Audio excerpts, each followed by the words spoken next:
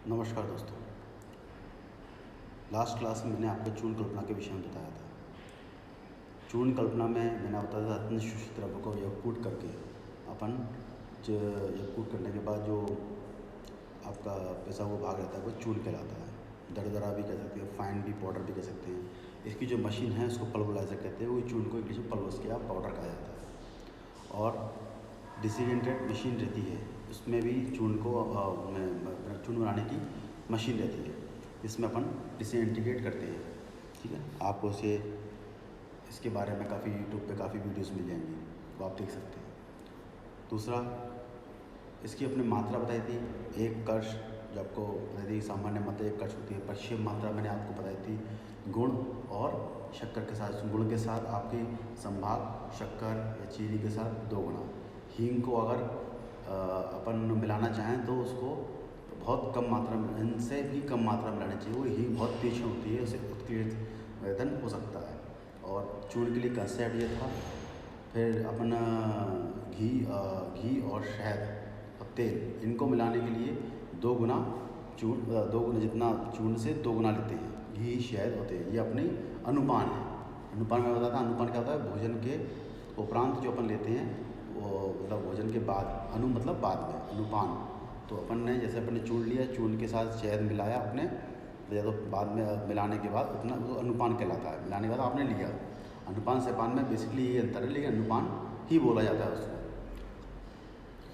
और द्रव्य मिलाते हैं तो 4 गुना, क्योंकि चूर्ण जो रहता है बहुत फाइन रहता है, आपके नासारंध्र में जा सकता है, आप खांसी या इस तरह की चीज़ें आ सकती हैं, इससे आती ही हैं। तो अपन द्रव्य में द्रव्य 4 गुना मिलाते हैं।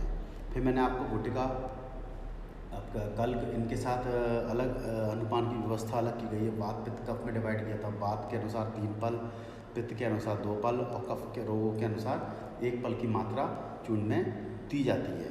पर आपको बता चुका हूँ, पर 1 पल बराबर 4 तोला होता है। बाकी आपको मैं पिछली क्लास में अच्छे से बता चुका हूँ। अब चूर्ण में भावना द्रव्य क्या कहते हैं? भावना द्रव्य कहते हैं कि किसी चूर्ण की, अपन चूर्ण में कोई भावना मिला रहे हैं। कोई भावना मतलब कोई और द्रव्य मिला रहे हैं। उसमें के लिए कहा गया है सभी चूर्ण जितने भी द्रव्य पदार्थ होते हैं आपके द्रव्य से, अपन ने आंवला सुरस लिया, आंवला सुरस को अपन ने चूर्ण में डाला। जैसे 4 फल आंवला लिया और आपका उतनी ही मात्रा में उसको आंवले सुरस को चूर्ण में मिलाते हैं। एक खरल में 4 फल चूर्ण रखना चाहिए और आंवला सुरस उतना डालें जितना कि उसमें डूब जाए। मतलब ऐसा नहीं बहुत सारा अपन ने आंवला डाल दिया, ऐसा भी नहीं करना। उतना ही द्रव्य डालें, मतलब उतना ही अपन स्वाद डालें या स्वरस डालें जिसमें उसमें डूब जाए, और फिर अपन उसको मर्दन कर सकते हैं। आप धूप में भी सुखा सकते हैं। जब वो सूख जाएगा द्रव्य, उसके अंदर पर्टिकुलर द्रव्य सूख जाए तो उस द्रव्य की भावना है, ताकि उसके गुण उसमें आ सकें। तो यही भावना का बेसिक कंसेप्ट है। तो उसमें जितने भी अपने आचार्य ने कहा है, भावान्याम प्रमाणम तू चूर्णे प्रोक्तम विषग्वरे, शारंगर ने कहा है। तो यही भावना के लिए बेसिक कंसेप्ट है। अब चूर्ण को हमने, चूर्ण के कुछ प्रकार बताते हैं। चूर्ण के प्रकार ये शास्त्रों में इतना डिफाइंड रूप से प्रकार नहीं बताया गया है, लेकिन आज अगर हम चूर्ण को डिफाइन करेंगे तो इससे कई प्रकार निकलते हैं। आधुनिक विज्ञान में चूर्ण के कई तरह के डिवाइडेशन किए हुए हैं।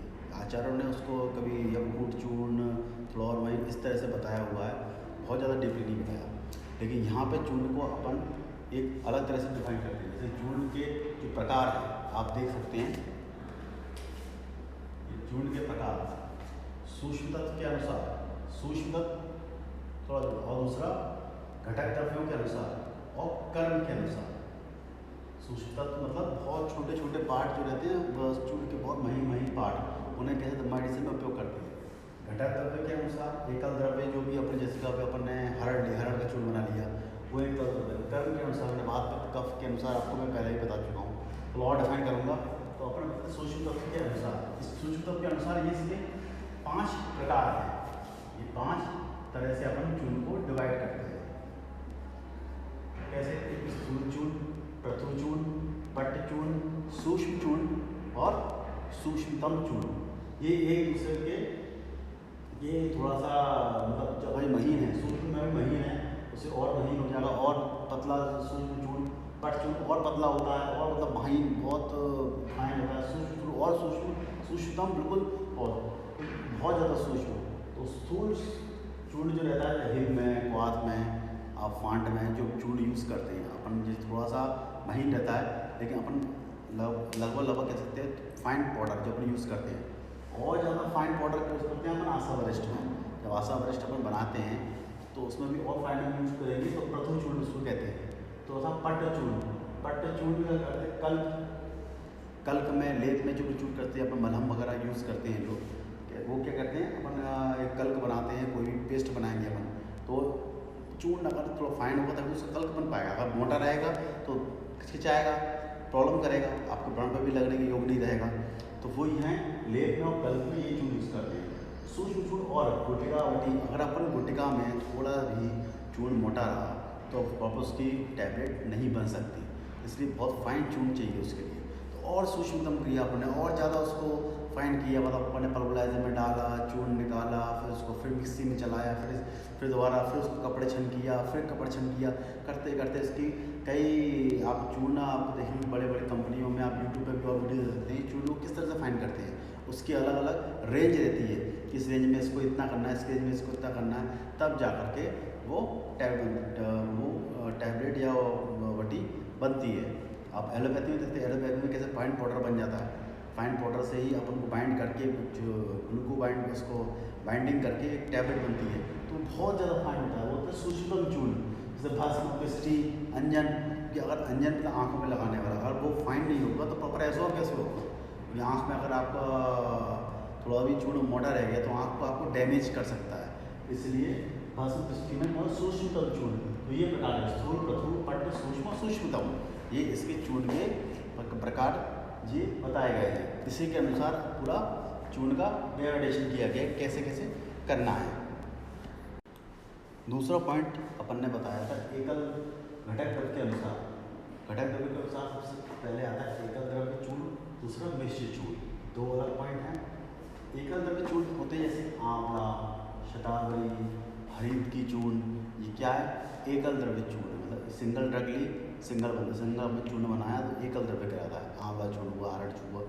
और मिश्र चूर्ण जैसे कि हरड़, बहरा, त्रिफला, ये मिश्र चूर्ण हो गया, यानी अलग अलग ड्रग को अपने बना दिया। अब इसके भी 4 डिवाइड किए गए। क्या किया गया है, एक पहला वनस्पति मिश्र चूर्ण, दूसरा क्षार मिश्र चूर्ण, तीसरा शर्करा मिश्र चूर्ण, चौथा खनिज मिश्र। शर्करा मिश्र चूर्ण भी कह सकते हैं, गुड़, मिश्री सब आएगा इसके अंदर, तो ये अलग नहीं है। तो वनस्पति मिश्र चूर्ण जो रहता है, जैसे कि वनस्पति मिश्र एक त्रिफला बनाया, त्रिकटु बनाया, दशमन बनाया, ये क्या कहलाते हैं वनस्पति मिश्र चूर्ण कहलाते हैं। दूसरा है क्षार मिश्र चूर्ण। नहीं, क्षार ऐसे कि लवण की मात्रा बहुत ज़्यादा हो तो क्षार बन जाता है। क्षार जो जीभ को जला सकता है, मतलब बहुत तीक्ष्ण होता है, इसमें क्या कहते हैं लवण भास्कर चूर्ण, हिंगवाष्टक चूर्ण, आम पाचक चूर्ण, ये क्या करते हैं क्षार होते हैं, क्षारी है ना पूरी तरह से, तो यहाँ पे ये क्षार मिश्र चूर्ण कहलाते हैं। गुण शर्करा मिश्र चूर्ण जैसे सितोप्लादी चूर्ण, तालेशादी। सितोप्लादी का फॉर्मूला पड़ेगा, मिश्री, अति मिश्री, वंशमिश्रण, पिपली, एला और दालचीनी, ये इसका फॉर्मूला चलता है। तालेशादी चूर्ण किस तरह का, तो मिश्री अपन अलग से मिला रहे हैं, तो ये इसकी क्या है शर्करा मिश्र चूर्ण। शर्करा भी कह सकते हो, गुड़ भी कह सकते हो, मिश्री भी कह सकते हो, और भी चीज़ें मिला करके अपन बनाते हैं। चौथा खनिज मिश्र चूर्ण, देखिए ये इसमें आती हैं आपकी भस्में, जैसे कि अपन खनिज मिला रहे हैं, नमाज का लौह भस्म मिला रहे हैं, 15 वाले लौह भस्म की है। ऐसे बहुत सारी भस्में जो रत्ती हुई हैं उनको मिला करके अपन कोई भी चीज़ निर्माण करते हैं, तो खनिज मिश्र चूर्ण कहता है। अपन किसी भी वनस्पति औषधि में अगर खनिज द्रव्य मिला तो वही खनिज द्रव्यों के साथ मतलब वनस्पति के साथ खनिज द्रव्य मिलाएंगे, तब जाके वो ये आपकी खनिज मिश्र कल्पना पूरी होती है चूर्ण की। अब इसके बाद आता है आपका उदाहरण। चूर्ण के उदाहरण क्या है, पहला उदाहरण सीतोप्लादी चूर्ण। सीतोप्लादी के इस नाम से स्पष्ट है, सीतोप्लादी यानी सीता, सीता मतलब होता है मिश्री। सीतो ओ का मतलब वंशरोचन, ओ प से पिपली, एला से इलायची, द से दालचीनी, ये इसका आता है 16, 8, 4, 2, 1। ये सिंपल फार्मूला है इसका। 16 भाग मिश्री, 8 भाग वंशरोचन, 4 भाग पिपली, 2 भाग इलायची और 1 भाग दालचीनी, तो सीतोप्लादी चूर्ण होता है। तो इसके इसका रोगाधिकार देखो, पीजी में क्वेश्चन आता है सीधोप्लादी किसका रोगाधिकार है। जनरली हम लोग गलत क्या करते हैं, कास्ट में आंसर लगा देंगे, गलत है। सीधोप्लादी का रोगाधिकार है राजअश्मा। राजअश्मा में विशेष रूप से जो कास्ट में तो राजअश्मा में उपयोग करते थे, जो कास्ट में जो उस तरह से राजअश्मा में जो कास्ट आता था उसमें इसका उपयोग किया जाता था। तो राजअश्मा इसका योगाधिकार है। पीजी में क्वेश्चन आता है, अक्सर आता है, अक्सर लोग गलत करते हैं अपना दिमाग लगा के। तो शास्त्रों में इसको राजअश्मा रोगाधिकार कहा गया है। और इसको कहा गया है कि इसको घी से और शहद से उपयोग करना है। शहद से क्यों? शहद कफ शामक होता है। घी से क्यों? क्योंकि पित्त शामक होता है। कई बार पित्तज खांसी होती है, पित्तज कास होती है, तो उसमें इसका उपयोग करते हैं, इसलिए घी का भी उपयोग किया गया है। तो घी भी एक तरह से इसी तरह का काम करता है। अपन वातज या पित्तज में अपन सीधोप्लादी घी से दे सकते हैं, और शहद से सर्दियों में जैसे हेमंत ऋतु में खांसी के कारण जो प्रॉब्लम हो रही है उसमें दे सकते हैं। अब इसके जो बताए गए हैं किस किस रोगों में देना चाहिए, तो उसका कहा गया है शहद घी का उपयोग करें। 4 से 6 ग्राम लगभग देते हैं इसको, लगभग 1 से 4 मासे तक अपन इसका प्रयोग करते हैं। सांस में, कास में, क्षय, राजमा, जीर्ण ज्वर, देखो ज्वर में भी इसका उपयोग करते हैं। जीर्ण ज्वर क्यों? उसमें अपन घी के साथ देंगे। ये अपन को डिसाइड करना पड़ेगा कि इसको देना किसके साथ है। ज्वर है तो आप शहद की जगह घृत का उपयोग करें। जीर्ण ज्वर पुराना ज्वर है। अरुचि है, अरुचि में देंगे अपन शहद के साथ। पित्तज विकार है, पित्तज विकार है तो सोहे के घी के साथ देना, क्योंकि पित्त घृत जो है पित्त शामक होता है, उसमें शहद के साथ नहीं देना। तो यहाँ पे ये आपको डिसाइड करना पड़ेगा कि रोग के अनुसार सीधोप्लादी कब दे रहे हैं। धातुगत विषम ज्वर है तो वहाँ पे आप घृत के साथ दीजिए। मंदाग्नि है, घृत के साथ दीजिए। आपका सगर्भा स्त्रियों के घृत के साथ दीजिए, क्योंकि वहाँ पे शहद का ज़्यादा उपयोग नहीं करना आपको। आपका अम्ल पित्तादि विकार है, घृत के साथ दीजिए। देखिए सारे विकार जितने भी दिए हैं सीधोप्लादी के लिए जो शारंगन ने बताए हैं, आप किस किस रोग में किस किस तरह से देना है वो आप डिसाइड करते हैं। इसलिए घी और शहद दोनों का यहाँ पे विशेष वर्णन किया गया है। यहाँ पे शहद का विशेष रूप से वर्णन है कि कफज विकारों में ज़्यादा सीधोप्लादी देते हैं। लेकिन अगर आपको दूसरी बीमारियों से भी ग्रसित है और वहाँ सीधोप्लादी देना है, ये वैद्य के अनुसार डिसाइड करता है व्यक्ति, डोज डिसाइड करता है, तो वहाँ पे घृत का उपयोग करना है। तो ये आपका सीधोप्लादी चूर्ण है। इसके बाद आपके लिए आता है आपका हिंगवाष्टक चूर्ण। हिंगवाष्टक चूर्ण में सौंठ, बड़ी पिपली, मरीच, अजमोदा, सौंधा लवण, श्वेत जीरक, स्वाह जीरक मतलब काला जीरक और शुद्ध हींग। तो ये आपका हींग जो है देखो कब मात्रा, देखो हींग का अपन जब अपन भून के हींग, जो मैंने आपको पिछली बार कंसेप्ट बताया था, हींग कितनी भाग है, इसका 1 भाग है। बाकी सारे जितने भी कंटेंट हैं 8 कंटेंट, हिंगवाष्टक, हींग और 8 मतलब टोटल मिला के 8 कंटेंट हैं इसके अंदर। मैं इसको बोर्ड पे भी लिखता हूँ, अब देख सकते हैं बोर्ड पे। सुंडी, पिपली, मरीच, अजमोदा, सौंधा लवण, श्वेत जीरक, क्या जीरक और हींग, ये सब 8 भाग हैं। सिर्फ हींग इसमें 1 भाग है, शुद्ध हींग। शुद्ध हींग 1 भाग, बाकी पूरे इसलिए हिंगवाष्टक में 8 कंटेंट है इसके अंदर। बहुत इंपॉर्टेंट है, आता ही है। और आप 8 ग्राम ले रहे हैं शुंठी, तो आप सब कंटेंट 8 ग्राम रहेगी। हींग 1 भाग रहेगी, शुद्ध हींग रहेगी, और हींग को भूंज के लेना है।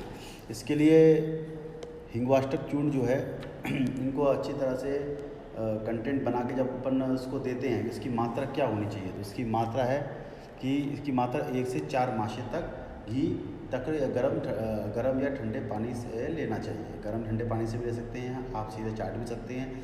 अपनी बताया अरुचि में बेसिकली काम करता है, मंदाकिनी में घृणी, पांडु, अतिसार, प्रवाहिका, आदिमान, गुल्म, शूल, अम्लपित्त, उदर विकार आदि का नाश करता है। इसके अलावा भी और भी अपने चूर्ण हैं, जो लवणबास का चूर्ण है, आपका तालेशादी चूर्ण है। इसके विषय में हम अगली क्लास में बात करेंगे। एक क्लास में आपको पूरी कंटेंट की विद श्लोक आपको मैं पूरा समझाऊंगा। ये एक पिछली क्लास का एक आगे का पार्ट है, इम्पॉर्टेंट है, आप पढ़िए। फिर और विस्तार से अपन एक एक ड्रग को लेकर के चर्चा करेंगे।